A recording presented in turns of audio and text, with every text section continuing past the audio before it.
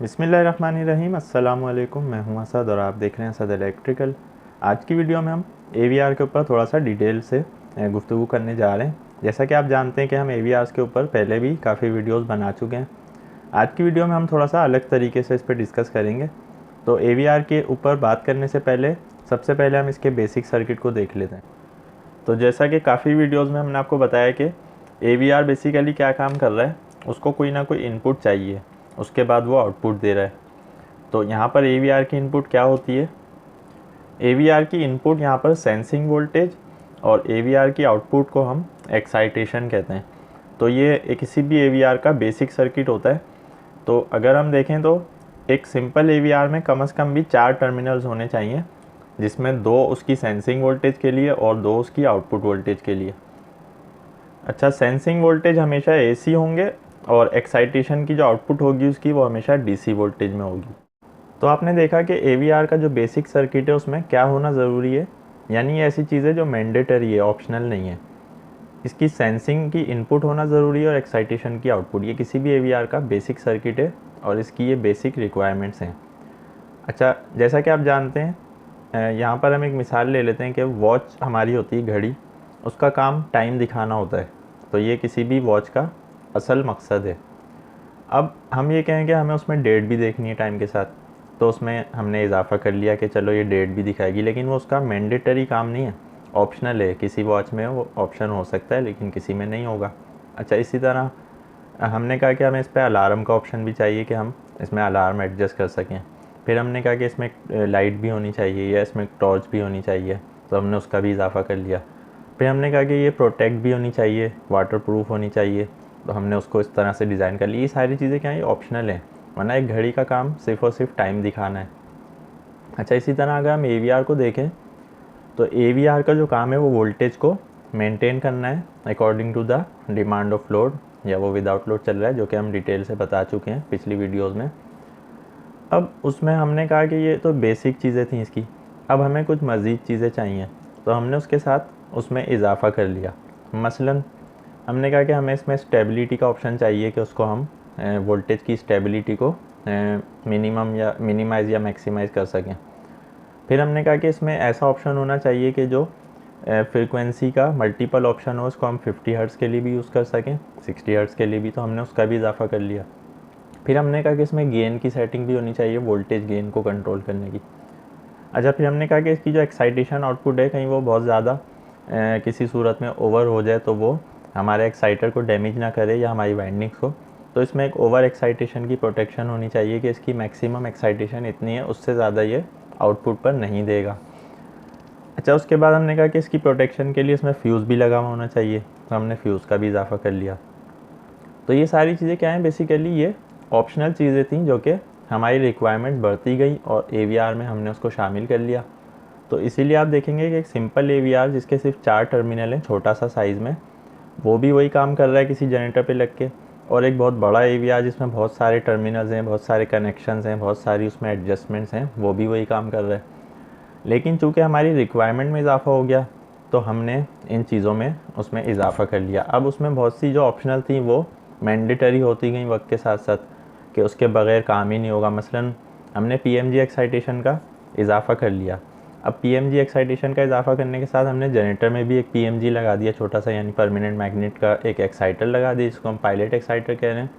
और उसी तरह रोटर के ऊपर एक हमने परमानेंट मैग्नेट लगा लिया।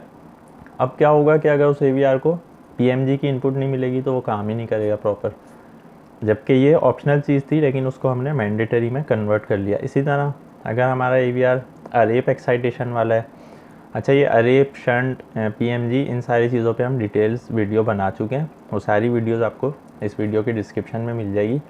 चूँकि ये एक बहुत लंबा टॉपिक है, इसको अलग अलग जो है वो बयान किया जा सकता है। एक ही वीडियो में जो है हर चीज़ को हम डिटेल से नहीं समझा सकते, तो तकरीबन सारे टॉपिक्स मैंने कवर किए हैं पिछली वीडियोज़ में। तो आज की वीडियो का मकसद सिर्फ यही है कि अक्सर लोग हमसे पूछ रहे होते हैं स्पेसिफ़िकली कि इस AVR की वीडियो हमें बना के दें या इस AVR के हवाले से बताएं। तो देखें, AVR का जो बेसिक सर्किट है सबसे पहले आप उसको समझ लें। अगर आपके AVR का बेसिक सर्किट समझ में आ गया, फिर आप किसी भी AVR पे काम कर सकते हैं। सिर्फ़ और सिर्फ थोड़ा सा जो फ़र्क होगा वो ये होगा कि उसके कनेक्शन की डायग्राम्स आपको पता होनी चाहिए। और अक्सर AVR पे तो मेंशन होता है कि एक्साइटेशन की आउटपुट कहाँ से आ रही है, PMG कहाँ से, तो वो पता चल जाता है। अच्छा, दूसरी चीज़ उसकी एडजस्टमेंट्स के हवाले से आपको पता होना चाहिए कि कौन सा वोल्टेज के लिए, कौन सा स्टेबिलिटी के लिए, कौन सा जो है गेन के लिए, कौन सा ड्रूप के लिए। अच्छा, उसमें पोटेंशियोमीटर के वायर कहाँ लगेंगे, तो बस इन चीज़ों को देखना होता है। वैसे AVR तकरीबन सारे जो है सिमिलर होते हैं। यहाँ पे कुछ AVRs का मैं जिक्र करता चलूँ। हमारे जो मोस्ट कॉमनली यूज़ होने वाले AVR हैं जनरेटर्स के अंदर, उसमें सबसे पहले अगर स्टेमफोर्ड अल्टरनेटर्स की बात करें, जो कि कमिंस जनरेटर्स के साथ लगाए जाते हैं, तो उसमें SX440, SX460, फिर MX321, MX341, AS440, AS480, इस तरह के AVR हमारे आपको स्टेमफोर्ड के अल्टरनेटर्स में मिलेंगे। अच्छा, अगर हम लेरो समर पे आ जाएं, लेरो समर जो है वो परकिंस के जनरेटर्स के साथ आपको इंजन्स के साथ ज़्यादातर जो है मिलेंगे। तो इसमें कौन कौन से AVR हैं, इसमें R की सीरीज़ है, R230, R250, फिर 448, 438, 449, 450। इन पे भी हम R230 और R448 जो कॉमनली यूज़ होते हैं उस पर भी डिटेल से वीडियो बना चुके हैं। अच्छा, कैटरपिलर जनरेटर्स की जब हम बात करते हैं तो उनके अपने AVR हैं। उसमें VR3 और VR4 पुराने इंजन्स में लग के आते थे। उसके बाद उन्होंने VR6 को ज़्यादा जो है वो यूज़ करना शुरू किया, तो अक्सर कैटरपिलर के जनरेटर्स में VR6 आपको मिलेगा। अच्छा, इसके अलावा DVR और CDVR है, तो DVR और CDVR के ऊपर भी हम अलग से बात कर चुके हैं। DVR में सामने हमारे डिस्प्ले होता है, उसकी प्रोग्रामिंग मैनुअली हम कर सकते हैं। CDVR जो है वो सील्ड होता है और उसके जो कनेक्शन है वो मतलब कनेक्टर टाइप के होते हैं, और इसकी जो प्रोग्रामिंग है वो इसके CDVR के सॉफ्टवेयर से होती है। तो ये तो मैंने मिसाल के तौर पे आपको कुछ AVRs बताएं, इसके अलावा भी बेशुमार AVRs हैं। तो अब ज़रूरी नहीं है कि हर AVR के ऊपर अलग से डिटेल वीडियो बनाई जाए, उसकी एडजस्टमेंट, उसके कनेक्शन।